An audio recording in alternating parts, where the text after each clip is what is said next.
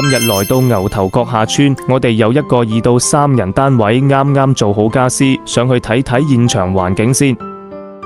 好啦，上到來單位啦，我哋呢個280尺2到3人單位，客人要求係同細佬仔分開，各自有各自嘅一個休息區域，唔使做隔斷。咁我哋就係靠窗呢個位置，做咗一個4車油壓床，床尾倒頂衣櫃啦。呢邊係書台結合儲物櫃，同樣我哋都係用咗格柵條去做裝飾。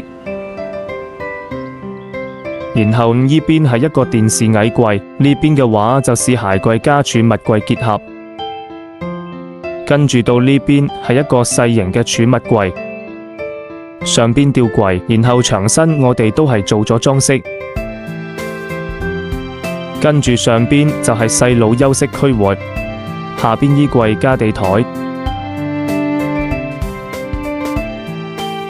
跟住睇返廚房入邊做咗 L 型嘅石英石地櫃，仲有吊櫃。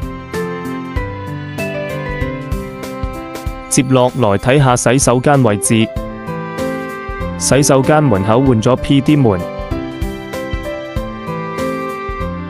入邊我哋拆咗原有嘅洗手盆，換返鏡櫃組合。咁我哋呢個200幾尺單位，用時2個幾月就完工啦。我哋仲有好多單位裝修緊，有興趣可 PM 我們啦。